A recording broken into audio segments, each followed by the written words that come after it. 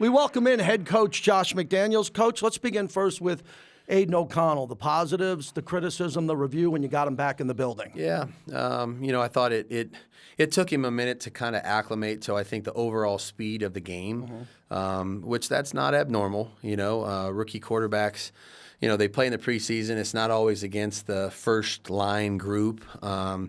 He's had some reps and experience against our first group, but not that many. And I thought as the game went on, he kind of settled into how quickly the ball needed to come out of his hands, didn't hold it as long, and was able to get the ball out and be productive as the game wore on. So he's a very smart kid. He's tough.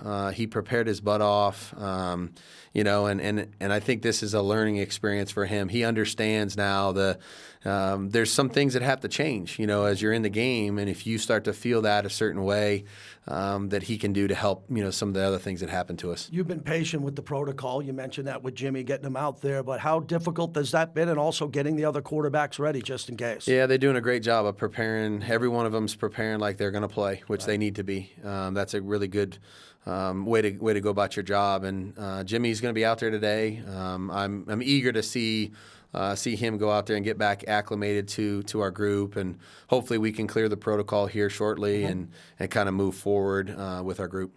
Davante, when he left the game, there were a lot of Raider fans who, sigh of relief when he came back. Mm-hmm. You've talked about him being a warrior and the type of way he practices. Yep. I wasn't amazed because we know him, but when he came out of the tunnel in front of those Raider fans in L.A. and was ready to go and made that big fourth down catch, walk me through that. Yeah, this is as tough a player as I've been around. Mm-hmm. And I know a lot of times receivers don't necessarily get regarded that way, but I mean, he's had a number of little things here and there during our time, and then had something in the game the other day that quite honestly probably would have kept other people out. And so he just that's who he is. And I mentioned this last week, how unselfish he is as a teammate, how he puts the team first, always wants to do whatever he can to help us win.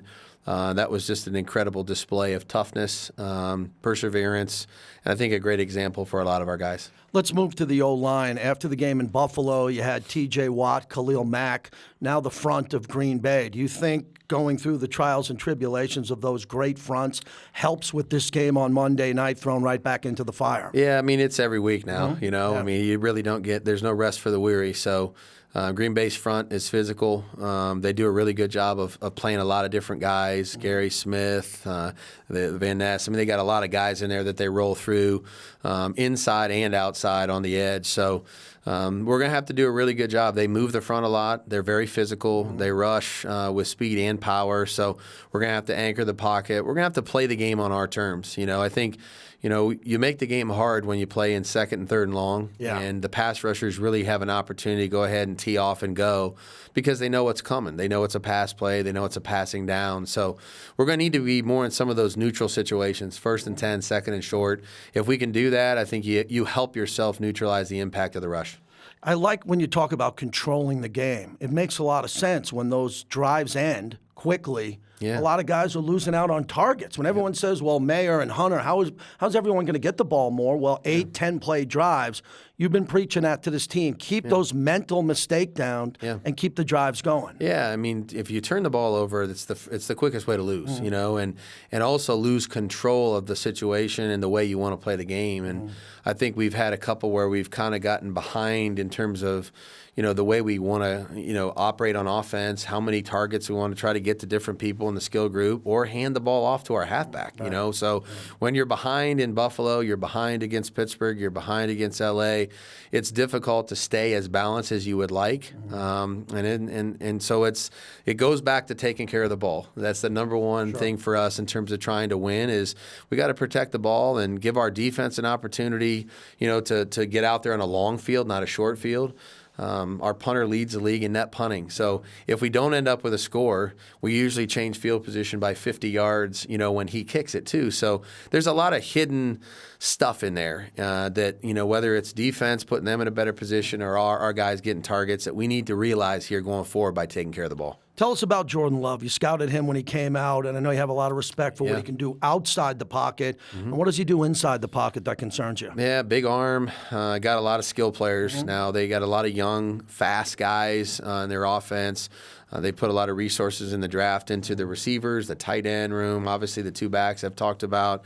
That are really, 2 really good players. So he distributes it to them all. He knows what he's looking for, tries to get it to them, let him have an opportunity and space to run. And then he has such a big arm that he can access the deep part of the field and give his guys chances. And he had great touch in college. And so it's not surprising to me to watch him make some of these great throws and drop it in the bucket, even though the defensive back is close. He's not close enough. So we've talked to our guys this week about really doing a good job of trying to contain him so that he doesn't create a bunch of loose plays on us, but also we got to defend the deep part of the field, and the ball's coming no matter whether we're there or not. He's going to throw it down the field. So we may have some opportunities to touch the football, and if we do, hopefully we can come down with them. We both enjoyed talking about coaching trees. Tell me about Matt LaFleur, his brother, where he comes from, competing against him. He's had a great start, win percentage-wise, in his career as a head coach. Incredible. And he's a great person. I've gotten to know him over the years. This guy's a really hard worker. Comes from the kind of the Shanahan-McVay kind of tree and philosophy in that regard. Coach Kubiak. So he does a really good job of tying the running game together with the play-action passes. They really can hurt you on some of those things on early downs. They've always, had a big variety of run game that you have to defend, and that's no different with these 2 backs. So a lot of respect for him, the program he's built. You can always tell how well prepared a team is by how well they play in situational football, and this team has been one of the better teams in situational football for a number of years. And so very successful guy, huge challenge, a lot of respect for him. We can wrap that up with the Packers with the schedule. It's very unique that a team that hasn't played since a week ago Thursday is in the late window on Monday. Usually they play Sunday, 1:05 Pacific.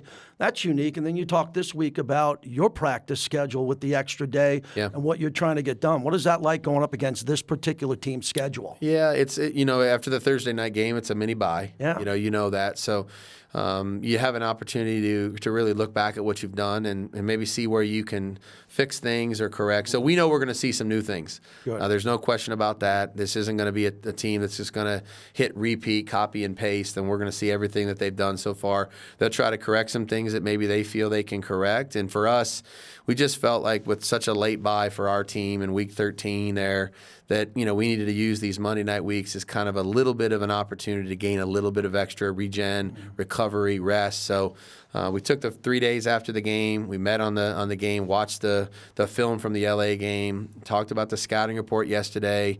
But this will be our first opportunity to get on the field. So today, tomorrow, and Saturday will be like a normal Wednesday, Thursday, and Friday for us. And last one, you talked about the difference between Sunday and Monday night. But Monday night in Vegas is different than Monday night in Oakland, where the Raiders had the greatest Monday night record for a long period of time. Yeah. It's big that you're getting back-to-back national games, and this one's on Monday night, another opportunity nationally to have a big game. Yeah, and we need to go out there and perform the way that we can and the way that we're capable. I mean, our fans have done a tremendous job of supporting us, and it's a great opportunity, great stage, best stadium in the league, greatest fans in the world. Now we need to go out there and we need to play the way we need to play here on Monday night to give them the right thing to cheer about. Good luck, Coach. Thank you.